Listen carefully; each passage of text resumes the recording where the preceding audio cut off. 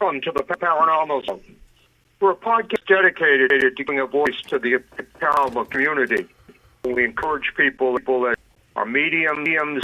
Like tonight, I'm excited about Bigfoot. If you're a ghost hunter, a UFO researcher, call in and tell your story. We've had witch hunt, we've had mediums, we've had ghost hunt. So this is an open podcast to anyone who wants to go on and tell their story. Really excited about tonight's guest. Not only is he a top expert on Bigfoot in New England, I believe he's a top expert in the United States. We're very glad to have him on tonight, and in interest to full disclosures, like a brother to me. So welcome Jason to the Paranormal. Welcome, Jason. I appreciate that. Okay. You're a heck of a guy. Taylor, my co-host, Tom Spitalere. Hi, Jason. How are we doing? Hey, Tom. Good. That's good. All righty. So you got yeah, sorry about that, Bob. One of the things that we often asked from our listeners via email is, does anybody really know what Bigfoot looks like? Well, in my opinion, I think that Roger Patterson and Bob Gimlin pretty much cemented that. That video of Pat walk across the creek in Bluff Creek, that's what they look like for the most part. Right. Now that was done in 1967, correct? Yes, sir. That's the Patterson footage? Yep, the Patterson Gimlin footage. Right. And they have... These single most historic footage ever recorded in history, which is debunked. And that they can't debunk. And looked at many physics professors and everything else, and they just can't debunk it, that it was a human in a costume, because they said that a human, from what I've looked at, a human just couldn't walk that way and bend the knee and everything else. So the footage is pretty compelling. And it appears in that footage that Bigfoot is probably 8 feet tall, 7 to 8 feet tall. They estimated Patty to be around 7'6". 7'6", yeah. Now, the anniversary coming on that? Go ahead, Tom. The anniversary coming up in that film? Was passed or something? Because there's a lot online about it lately. It was filmed in 1967. Yeah, it was 1967. I'm not positive about the month and the day that it was filmed, but right. that could be accurate. Yeah. Interesting. That's about 60 years. Yeah. Roughly. Yeah, darn near. Yeah. And we often get this question, Tom. Is Bigfoot the same as a Yeti and a Sasquatch, or is there a difference? Jason, you answer that one? I believe that I've actually answered for Bob before, and I'm gonna parrot back what we said before, because in my opinion it's accurate. The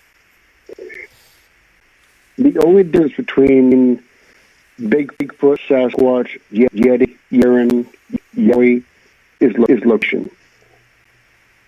Right. It's wherever it is. Believe that they are extremely closely related. The whole thought process that a Yeti is white and fang-filled and vicious. I believe it was Cleet Hokum. The Yetis would be brown, like a brownish tint. Right. Their mouths are not filled with giant fangs, and they don't just look to destroy everything. The depictions of Yeti are, in my opinion, are very false. Well, the folklore back to American Indians, and even back to that were reports, documented reports of this kind of a being in the forest that they were identified, and it's been told for the last 100 years that people spotted this. Yeah, am I right in saying, Jason, that there's never been that I find in the research a report of an attack, a physical attack by a Yeti or Bigfoot? I have heard of a Yeti. Right. I have heard, however, of relatively infrequent attacks by Sasquatch. They're unsubstantiated, and it's usually a person is approaching on their territory. I mean, I would assume they're getting closer, like homes, if you will. Right. Right, and no one wants to be encroached. We don't want to be encroached at our homes by strangers, do we? No. I don't. But the documented attacks that you're talking about, isn't it more of a defensive mechanism? It's been documented that the throwing of stones, for example, banging of tree trunks. This is a physical attack. Yes. Yeah. I mean, that proves the point. I have only heard of one. I wouldn't even call it an attack. I would place it as a curiosity from these creatures. In, I wish I could think of the guy.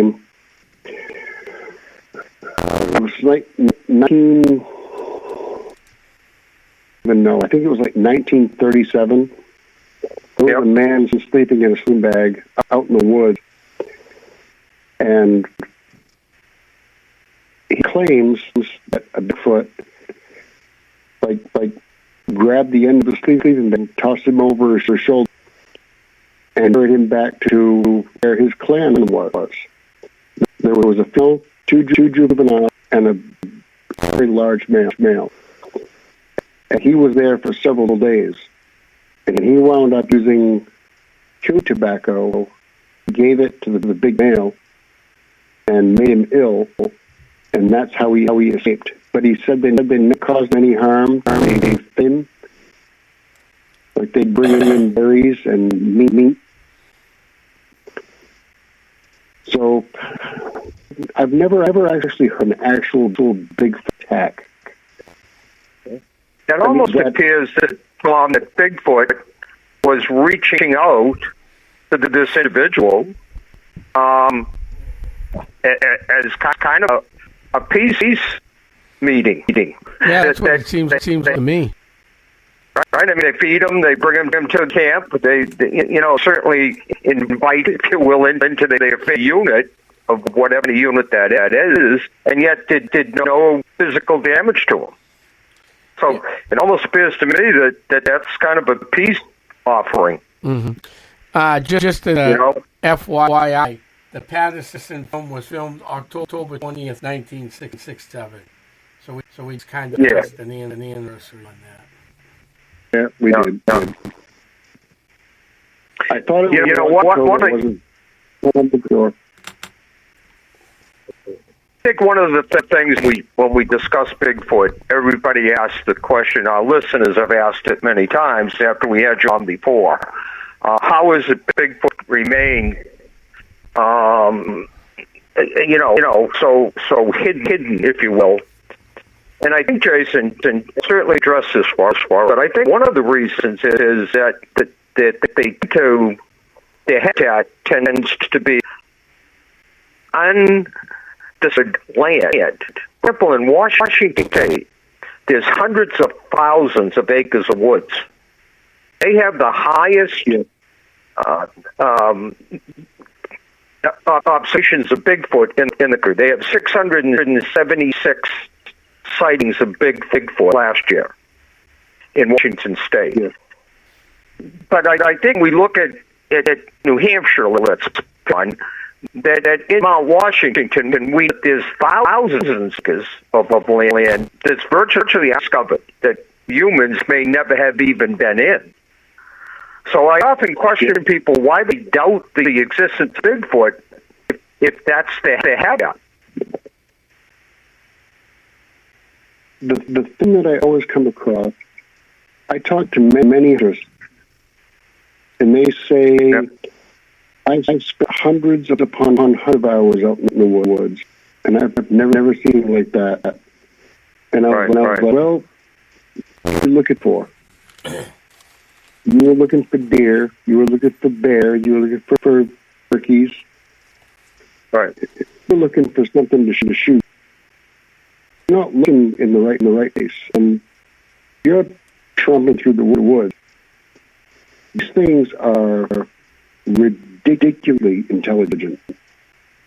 Mm-hmm. And they don't want to be seen. You will not see them. I've myself. Right. I've heard their calls. I've heard the tree knocks.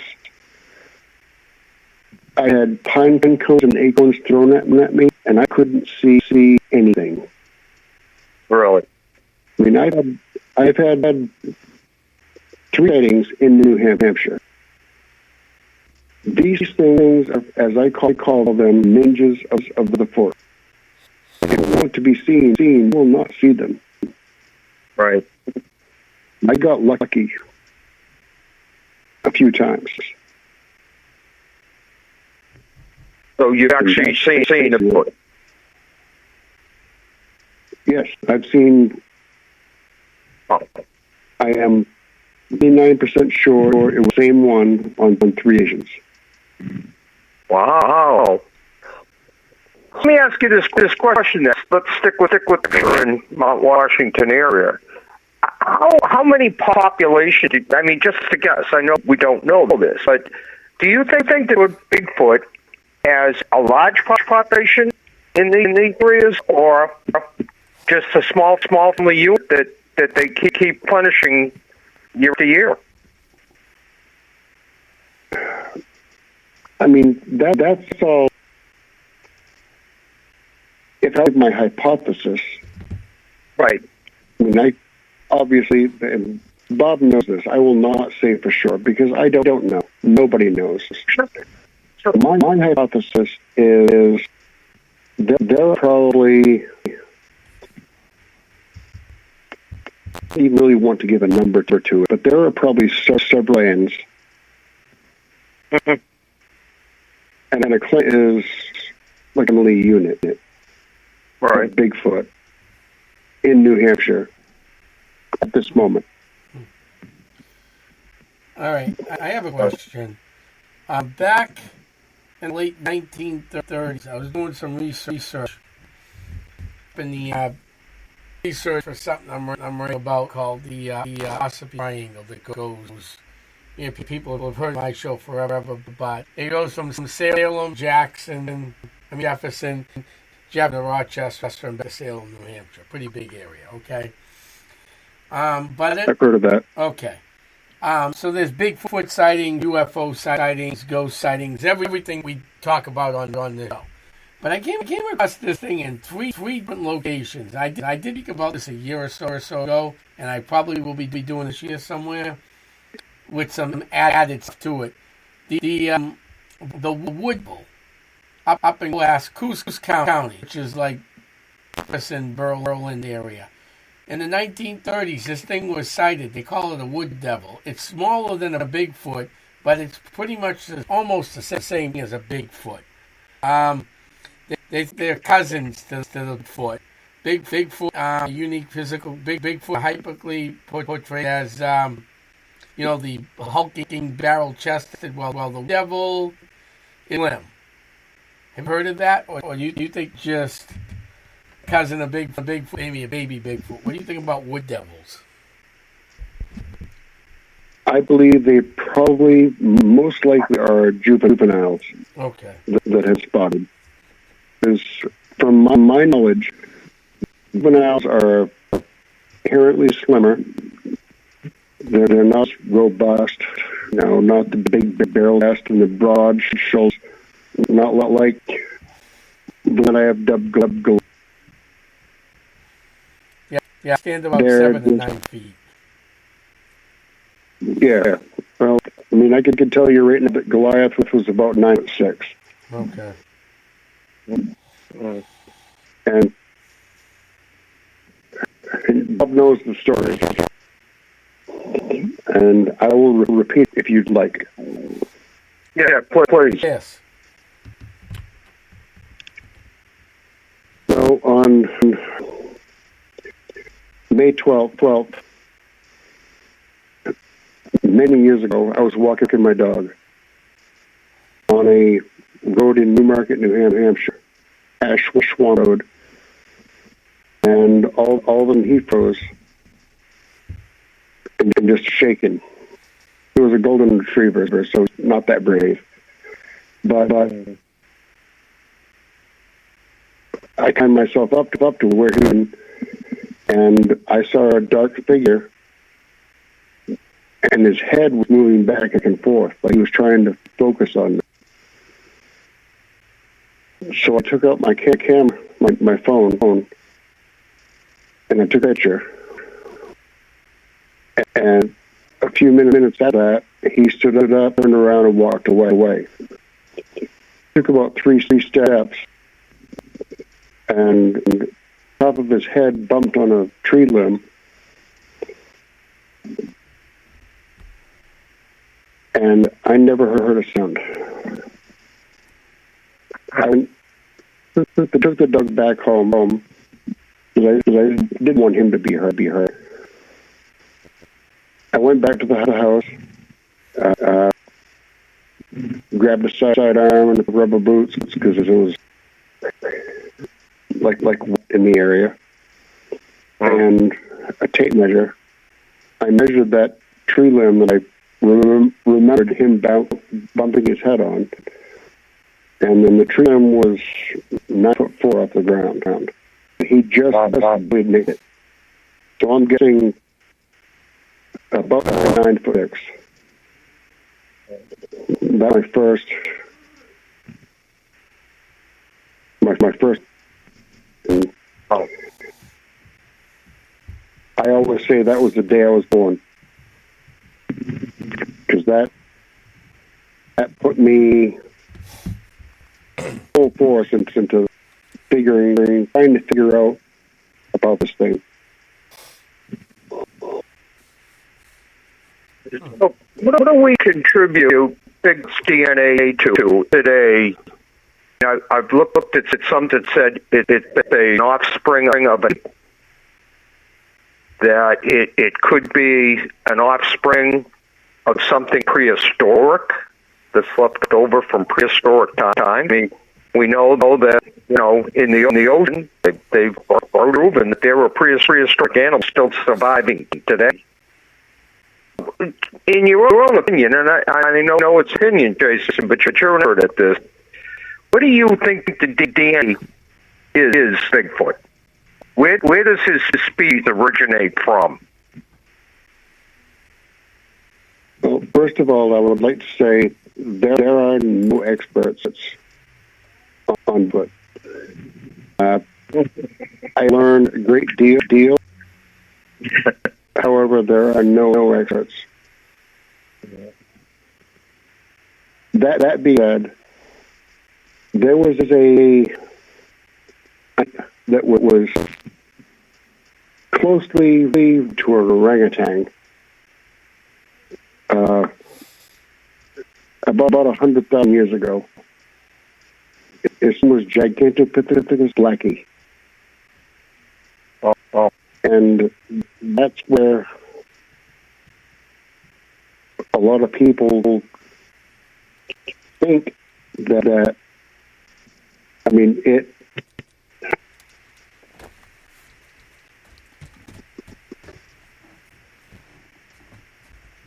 I can't think of the words that I want to use. It evolved into what we know as Bigfoot. Sasquatch, Yeti, swamp, whatever.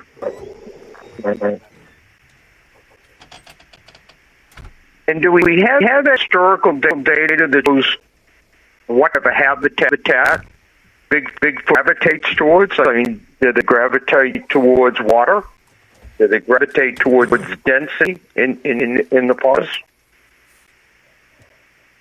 Well, I mean, it's a living creature, so it absolutely gravitates towards water. Right. And two of my three things were close to water. And many other reports that I've taken happen to be close to water. Well, we know water is a sustainer of life, right? Correct. In almost all species. Yeah. Right. Yeah. And I mean, it's a bringer of life, and it's the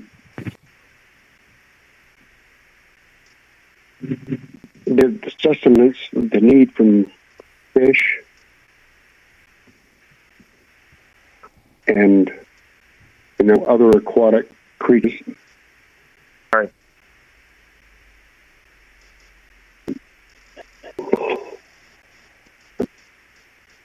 Do you think that they also are meat eaters? I suppose it's both, right? I mean, in my opinion, they're omnivorous, which means that if they come in across a raspberry bush, they will eat the raspberries. If they have a chance to take down here and consume that, they will. They have the strength, the power, size to do so. So, right. Well, that makes sense. Yeah. I've gotten reports from different people that said they've seen them. I see it on TV, but I've got reports up in New Hampshire from people that say we've seen them climbing Mount so, and they go around the corner, disappear. We get up to the mountain, and then they're gone. So some Bigfoot research spoken to believe these creatures are interdimensional. What's your take on interdimensional Bigfoot? I cannot with that. Okay. I just, to me, these creatures are flesh and blood. Regular. I cannot do the interdimensional thing. I could be wrong, and if I am, I will have to see that for myself. But currently, I will not see anything like that. They are flesh and blood, flesh and creatures that just want to exist on their own And be left alone. And Yeah, be left alone. You last year on the podcast, you spent some time, and I think it's going over again to to talk about researchers and people, especially amateurs, want to find that's a big mistake. And I know you're a big advocate of protection of Bigfoot and Bigfoot's privacy, regardless of the DA and everything else. Wildlife is going to be hit, especially in New Hampshire, with developments that done to wooded area. I mean, we're seeing, deer, we're seeing bear, we're seeing fox in neighborhoods we saw before because we know so much habitat. Bob, before we continue. Before we continue about habitat, so we're in 2024, right? Right. I started going to Ossipee around 1994, 95. Okay? It's 24 now. I have seen so much digging growth off of 16. Is part of the Ossipee Triangle where there's known foot, known wood devils, or whatever you want to call them, all up and down 16. They have damaged the habitats. And we need to start protecting these habitats, not just for cryptids, but for the regular animals. Well, and this is something that we have to look at as environmental issue because, frankly, whatever species exist in the developed, non-disc areas yet, it's a prime example of, I think Jason just said it, they don't want to be found. Whatever DNA family unit that they have and how they develop as a unit, they don't want to be found. I think we have a species that are similar to that. There are certain mountain lions in Hampshire, but yet you don't have lions every time somebody go walk in the mountains. So it's not odd for me to think that Bigfoot doesn't want to be found.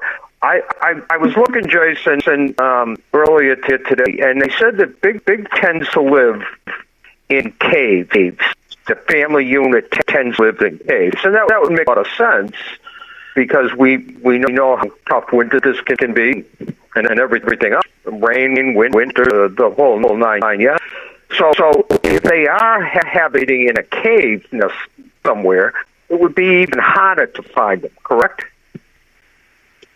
Yes, and I mean, if there was a cave available, it would protect you from the elements. Right. It's a safe place with generally one entrance, so it could be easily defended. I don't see any why they would not gravitate towards having their clan in a cave. Just for the altar part of it. Yeah. Right? But I think what we're really addressing here is that people need to understand that research, and we're all interested to solve the mysteries of like this. I mean, this human nature is built as solving mysteries, frankly. But you have to be extremely aware of what you're doing. Every year in the White Mountains, people put themselves at risk because they really don't understand how to do things. And many people a year in the White Mountains have rescued. But a habitat itself is what I'm concerned because we're infringing it. We're taking away their existence in some cases. A moose example, bear is a great example. You don't go in the White Mountains and bears is everywhere. No. Right? I mean, no. You might see them. You're not going to see them everywhere. No. The only time to me, right. The one place you'll see a bear instantly. There's only place I know. Where? Clark's Trading Post. Clark's Trading Post, correct. Yeah. I've gone through the White Mountains for years. There are days I go up there and not see anything, and then there are days you see occasional bear or moose. Right? And then the other problem is people don't act like a dog around them, or type of animal. So many moons ago, when I was younger, Tom, long before I turned 84, I was up in Berlin, New Hampshire. Berlin, I should say. It's not like Berlin get shot saying it the wrong way. Berlin, New Hampshire, Jericho Park. And I'm up there with some friends, and this idiot came out with a hatchet because his sons want pat baby cubs. So I told the guy not to do it. He said, "Oh, don't worry, I got this hatchet. I'll take Mama Bear down with a hatchet." Okay. I think you watched too many of those Davy Crockett movies as a kid. But he goes, "Well, you backwoods people from up here don't know anything. I'm from Boston."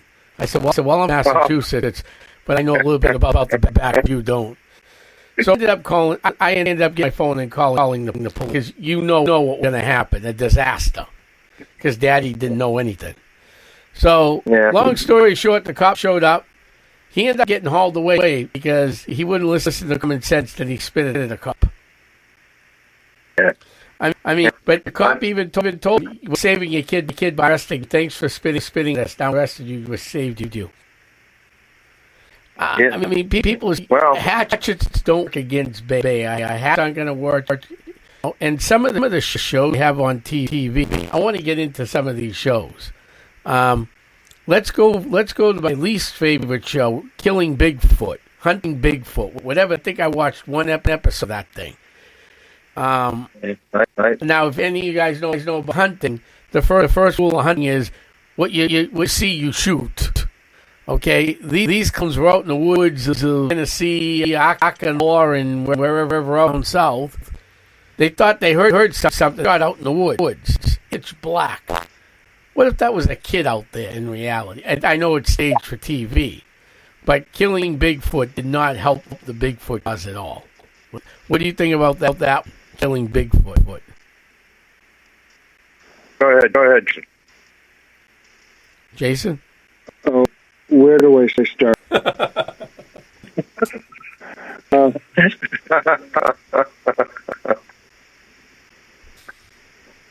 Let me start at a point by saying I went to a Finding Bigfoot town hall meeting. Okay, so this is Finding Bigfoot. Okay, not the killing one. Finding Bigfoot. Yeah, the Money Maker show. Okay. I am not in the least a fan of that Moneymaker. He's an absolute idiot. I don't know many people that are. Probably shouldn't say it. Because will be broadcast all over. Cliff Ruttman, however, is a absolute outstanding, wonderful man.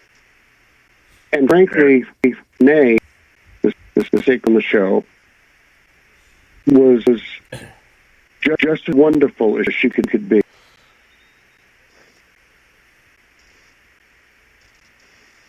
I'd seen the show.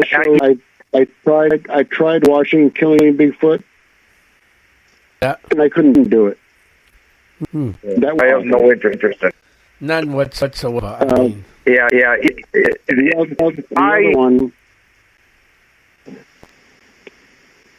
other one that's been on TV, and I'm sorry, I can't remember that because it didn't mean that much to me. The woman who looks like a monkey herself, I'm not sure. Was it Hunting Bigfoot? Yeah. I don't know. Yeah. I understand hunting, period, frankly. Most of those shows, are just dramatized. Well, we have standing, okay? Now, I'm not going to get into this, but I had an opportunity to be on the Sci-Fi Channel, okay, many years ago, on an investigation. It was televised, it was put out, it's still out there today. And without getting into detail, you have to understand that any television programs you watch, even the documentary, are there to promote something and make money. Entertainers, what they are. That's what they are. I mean, and we can look at it. Offered by,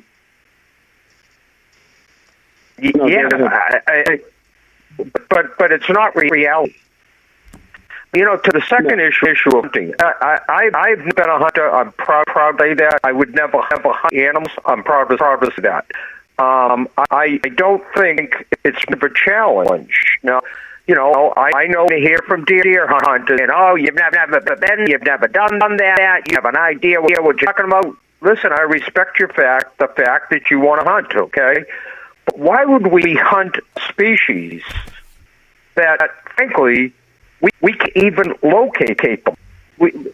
Why do hunters claim, it may be true, Jason, that they would thin out deer and moose because they would starve to death if they didn't. Okay, that's an argument around for very, very long, and there's some truth to that. I guess I've never done the research on it, but that's not the case in Bigfoot. Bigfoot's not starving. No. Right? He's not running out of food we know of. No. And the thing is, if Bigfoot can't found in most areas, there's been very, very few sightings. In the state of New Hampshire, for example, and 16 sites in a year for Bigfoot. None of them confirmed, by the way. So 16 people have come forward and said, I think saw a Bigfoot. Okay? So to me, these shows, when people watch them, I have no use for these shows personally. That's just my take. Bob, Jason was just about to say something. I don't know if you can just doing this with. Go ahead. Go ahead. Go, Jason. Personally, the 16 setting, I have pretty investigated four of them. 3 of them were absolute crap. Yep. And one of them really got my interest. That's why I go to particularly State Park as soon as I can. Right.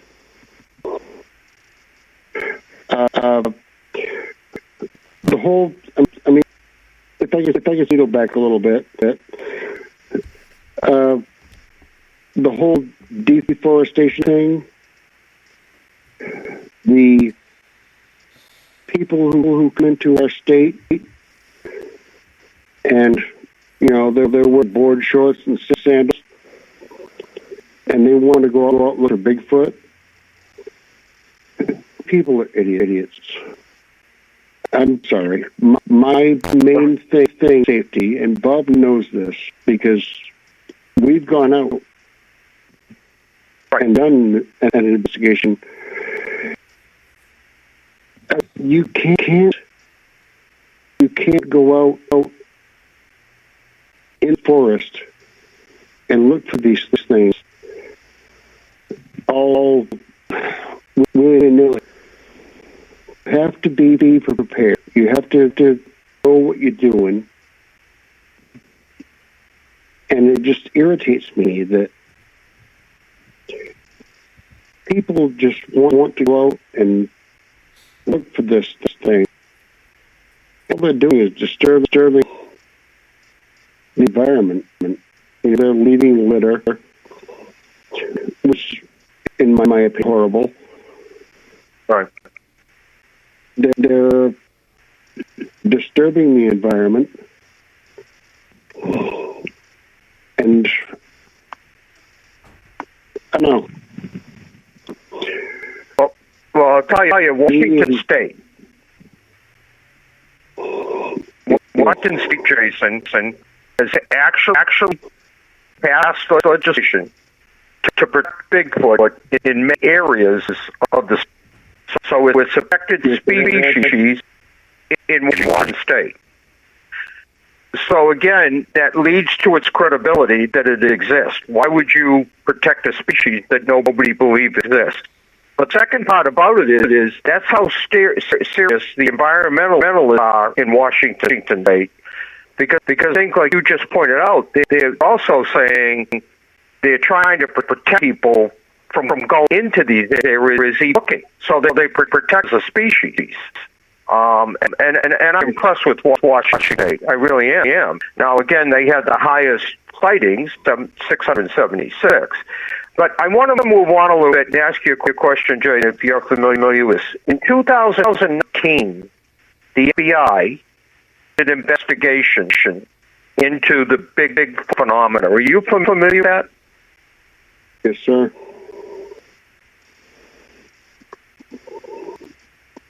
I really am. I'm sorry? I am. He's familiar with it, Bob. Huh? He is very familiar with it. Oh, okay. So I would defer to you to comment on that investigation, because one of the things, Jason, that came out of it was, interestingly stated, the FBI stated could not prove Bigfoot didn't exist. That was their statement. Right. They finally come out. Not prove Bigfoot didn't exist. But I'm going to listen to your comments on that, because to me, that's telling me that it does exist. It's not going to admit it like they do with UFOs and UAPs. Well, the federal government will always say that they cannot prove that something doesn't exist. They know that it does. Much like UAPs or UFOs, they know, because there was a game warden when Mount St. Helens erupted. There was a game warden that saw a dead Bigfoot burned up. It was like an 8-foot tall creature that was burned beyond recognition. And he has since come forward. But it was never substantiated. And frankly, I almost, as an investigator, will have to say that I'm mad. And if you would like to, I will tell you why I'm glad that this creature probably will never be proven to exist.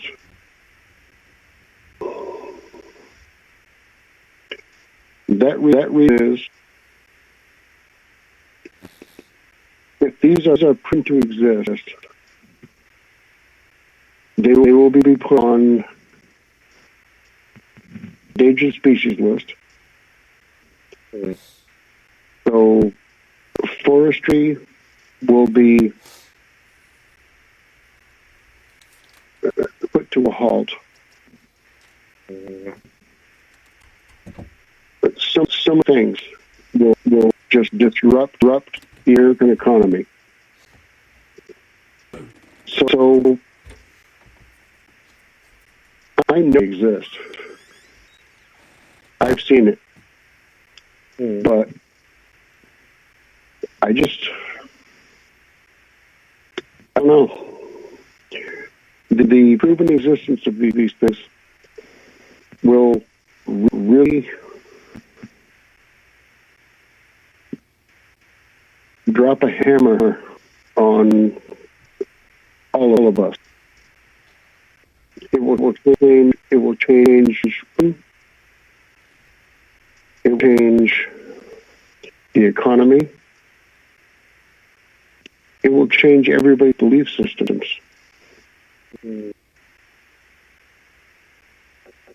Isn't the analogy very similar? Go ahead. I know, like I said, I'm probably going way too deep. No, I don't think so. That's my feeling. I don't think so at all, Jason. I honestly believe that. Yeah, go ahead. That's just like if they're proven to exist, and they become protected, and all the timberland that. I mean, I'm a constructor, so I will wind up being hit because they won't be cut trees down.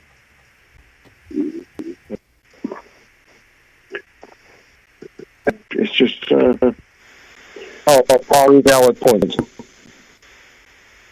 Yeah. Jason, along with everything else you do, you're and I'm proud of you, by the way. You've written a book. Tell us about your book. Well, the one that I have published now is The Road to Lead. It's a Western novel. It's available on Amazon. You can get the Kindle version for free. Oh, the audio book's just over the $30. The cover pricing. The hardcover is just under $21. And paperback is just under $15. And you get it on Amazon. Yeah. Yeah. I think that I'm holding a 5-star review on it so far. So congratulations. Have liked it. So wow, that's I encourage anyone who's a reader to go check it out. Yeah. And among your daily secrets, that's that you have a book works. Yeah. The Road to Gold 2 works. A very different form. In The Road to Leadville, there's a few main characters. There's a cool gentleman. There's a hybrid wolf dog. And book number 2 is told by a wolf dog. Just speaking to us. And it's been difficult to write, but I'm getting there. Well, that's a great piece of work. I can't wait to read it. That sounds like a real interesting piece of work there coming up. You mentioned earlier the how'd you put it? The knick-knack kayaks of going out in the woods. I want to stress this real strongly. We are now in November. Okay. It might have been 80 degrees 2 weeks ago on a Tuesday afternoon. Everybody remember that nice warm we had, folks? I was working in it. You were working in it, so you knew all about it. Now, if you're up the Berlin, New Hampshire, or the White Mountain, what the Pretzels, I don't care where you go, it wasn't going to be 83 degrees like it was around here. It was probably going to be close to the 70s. Maybe late high 70s we'll give it. Because sometimes the temperature is between 7 and 10 degrees cooler up there. But let's go with 5 degrees. So at noontime it was 80, it'd be 75 up in the mountain range. It is now 6:50 night. There's no more sun. And let me tell you, the temperatures up there are probably in the 30s. So if you went out looking for Bigfoot at 3 o'clock in the afternoon and the temperatures were 75, you had your cargo shorts on and your banana pajamas or your Bananarama t-shirts or shirts. The only thing you got up north is a bill from the Park Ranger Service because they had to come out and look for you. Because you're the one went out in the woods nuts for the weather.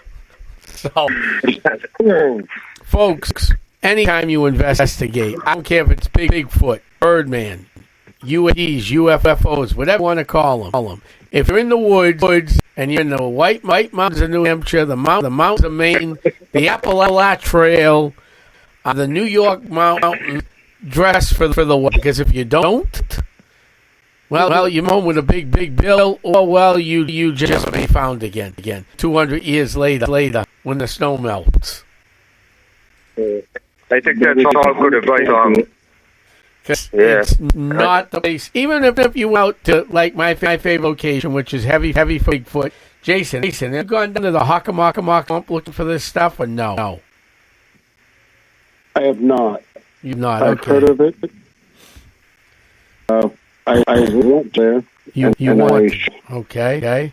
Maybe this weekend set up a ghost hunt, Bigfoot, UFO research walk through my favorite location, the Hockomock Swamp in the Bridgewater Triangle. That was great, man. But that's a place where you go with proper boots, safety kit, rope, and equipment you need for bigging and ghost hunting. Make sure you bring the safety equipment first, because there's something called quick in New England, which is quicksand. And you don't want to get stuck in that, number one. Number two, you do not. No. And number two, that swamp is just used as a dumping ground for all these exotic snakes. Of people. Oh, look at this cute boa. It's so docile and cute. Right. Yeah. Well, start to grow, and they go, well, we can't afford cute snake anymore. Let's go in the woods. Well, once it hits the woods, there's no natural predators for those type of snakes down there, and they grow. And snakes, reptiles in general, will grow to their habitat. Yes. So, right. I mean, they will not stop growing if they have the habitat and then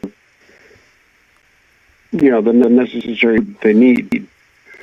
I mean. You can have a reticulated python that's 15, 20 feet long. Oh, yeah, for sure. Or a ball python, even, which are generally small snakes, but they can grow to 10 feet long. Yes. And meat.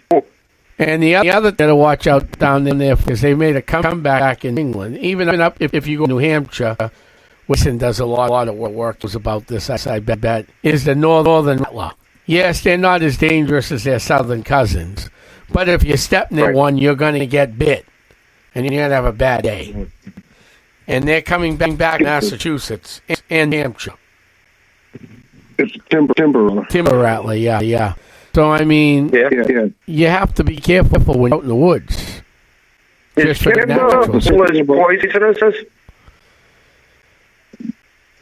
Yes, they are, but not as... So they are poisonous. They are, but they're not as... they're venomous, not poison. Venomous. Oh, okay. But if you get to a hospital quick enough, they can take care of the situation. Their venom is not nearly as lethal as their cousins down Florida, Georgia, Alabama, down that way. I mean, this is stuff you have to go for, even for our UFO, for UAB friends, our ghost friends, anybody listening to this podcast. You have to be careful for natural animals and habitat when you go into the woods. I want to steal this quote from the show on TV. In the woods and in the mountains of North America, it's not the exact quote. Humans are at the bottom of the food chain. Just remember that when you're in the woods. That's how I always feel.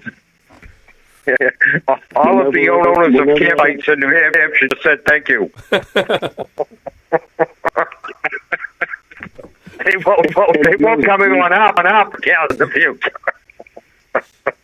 No, Bob. If people listening to this show and they know what you do, what Mr. Morse. True. I mean, we gotta what you're saying is true. Safety. Yes, we have to remind people and educate them about. And it doesn't matter if you're in England hunting Bigfoot.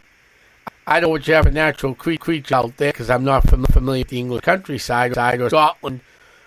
Or if you're in Russia listening to our show, it's no worse than we do in parts of Russia. You don't want to be caught in the mountain range in Syria in the middle of December and November. You should come back.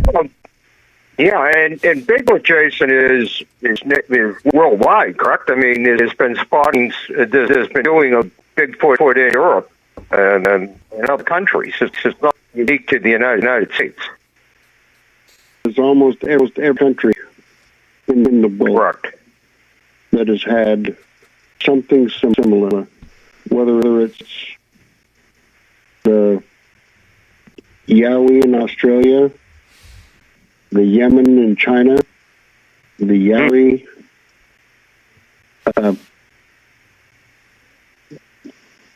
oh crap! But I drew blank. Yeah, the one Russia. Yeah. Right. I mean, the thing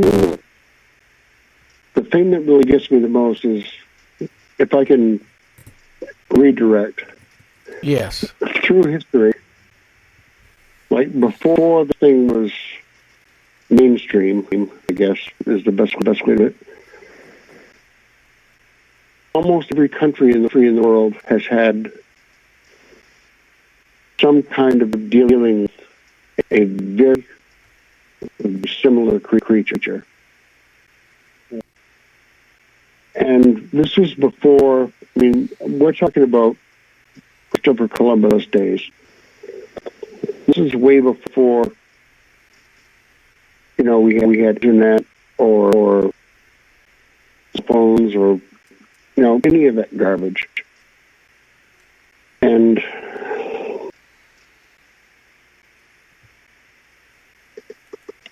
between that and the indigenous people of the U.S., how can they all be wrong? Correct. They're not. That's the answer. They're not wrong. Right. I think this follows the analogy of UFOs, frankly. UFOs in crop circles and so forth have been spotted all over the world. It isn't unique to the United States or and, when you talk about hunters have spotted this or game wardens have spotted Bigfoot, it's very similar. Pilots, Air Force pilots have spotted UFOs. I mean, these are hands-on testimonial that nobody either would allow them to talk about or people would not listen about. But it's been over the world. It's not just the United States Air Force Air Force people spotted this or line pilots. That's UFOs been spotted all over the world. So how do we discount these things and say, well, they don't exist? Well, then what are we saying if they don't exist?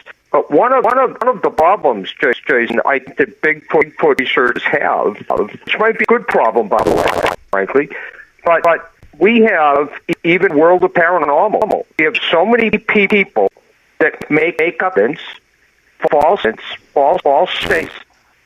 Unfortunately, we're in a minority when we're trying to prove the truth, because there's so many people out there that don't care about the truth, that are doing what we do. Right, because they're looking at it for financial gain on a lot of these people. We're looking at it is to prove evidence and help people.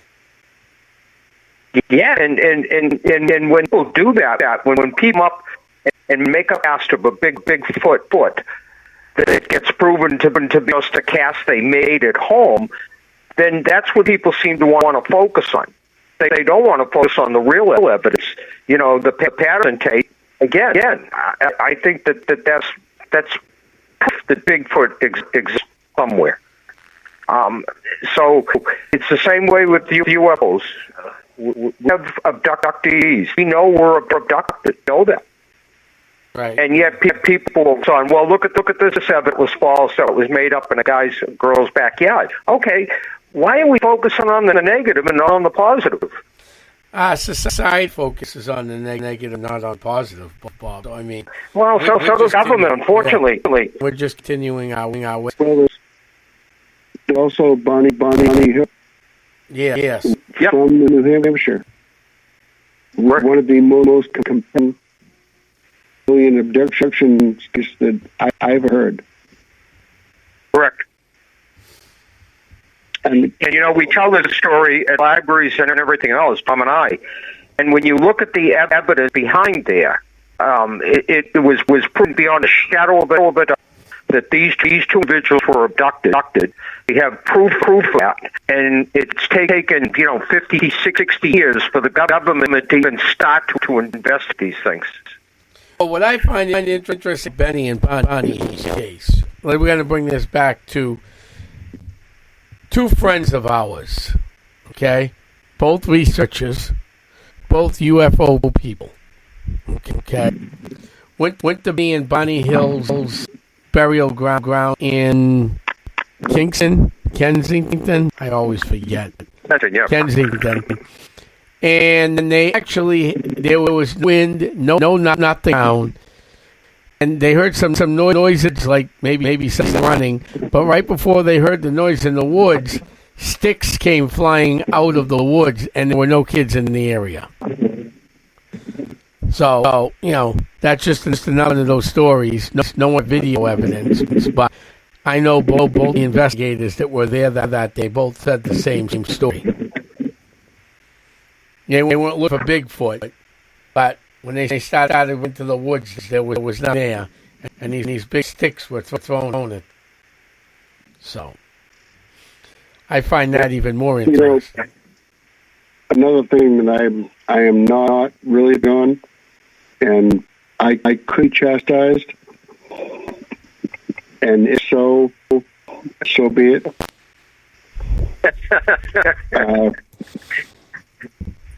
Bigfoot is not an alien. They get brought up here by UFOs. Okay. We weren't. I was saying that. What I'm saying is, over at the Benny and Bonnie Hill. Yeah. I want to make sure our listeners understood that. There might have been a possible Bigfoot sighting at the graveyard of Benny and the Hill. That's all I'm getting at, which is interesting in itself. Yep. Now, what take on skunk apes is about down in the Florida, Louisiana? Yeah, and I think they are real. So you think they have a smell unlike their northern Bigfoot that smell like skunk? Well, first I will say,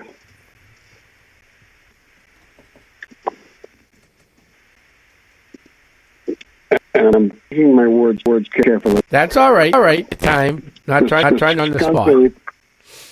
The skunk ape is a very similar Bigfoot derivative. Okay. They are smaller. They are more aggressive. Everything that I understand. I believe that is because the environment is much harsher.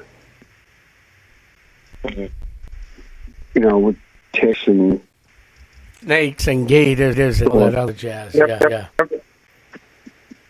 However, the ones with the longest snouts, and I have been into this for a while, and I am a firm believer of the Dogman.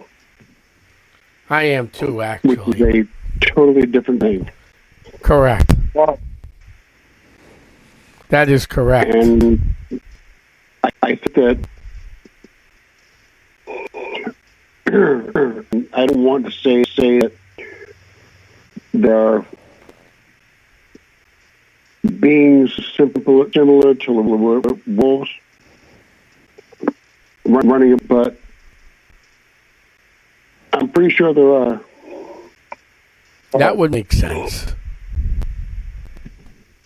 I mean, they've not changed from human to animal form, but I absolutely believe Dogman is just Interesting. Yeah, and Dogmen have been sighted all over the United States. It could be for another show, but Yeah, that'll I be think we do this for another Dogmen show. on another show totally. Yeah, That would be interesting. yeah. Listen, before we wrap this evening, Jason, tell us about we can get your book and so one more time so our listeners get it. Well, it's available on Amazon.com. All right. All you pretty much have to do is, excuse me, surname Jason Morse. You will come up with my book and the documentary that I made with the crypto founder Thomas Mark. Was the Jason Bigfoot witness to the Jason story? That's you can find it. All right. Well, So thank you. I'm going out and get your book, and I'm going to ask you to autograph it for me.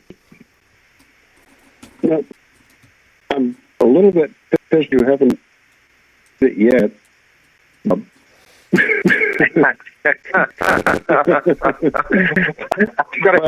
going to get that tomorrow, Jason.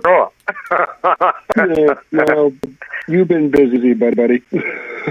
Well, listen, we're going to get together. And, Tom and I want to present a challenge to you when we meet. We're expanding our UFO program to get field investigators involved. And I'm really anxious to talk to you about it. So, I know that I've unfortunately canceled our last few dinners because of some medical I'm dealing with. It's easy to get old. Talking about Bob, I'm more than you. No, no, you're not. Believe me, nobody's older than me. Anyways, Jason, thank you so much for coming on tonight. It's been just great, and I would challenge our listeners to send me an email at Paranormal, NAH@yahoo.com if you have questions, Jason. Jason, give out to our list direct contact. You will come through me, and I'll filter it to you. If they want to contact me, they can search me on Facebook. Okay. I'm simply Jason Morse. Okay. They can also go to www.thecryptocrewresearchteam.com and they get me there and send me messages through. Or if they want to contact you, you can bring their questions to me yourself. Okay, and all I ask listeners to do is to set any comments you have to, again Paranormal, NAH.com. I'd be happy to pass it to Jason to you. We take on comment seriously, so we're really interested to hear what you think of this broadcast, and we want to see more of this. And Jason, again, thank you so much, brother, for coming on. You've been just a great guest. It's been fun and exciting, and I think we learned a lot about it. Thank you, my friend. And all right, I'd be happy to answer any questions anyone has to the best of my. Thank you, my friend. Thank you, Jason. Thank you, Tom. And have a good night. Good night. You as well, guys.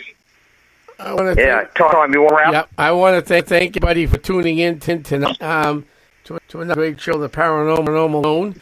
And next week we're going to have another guest on.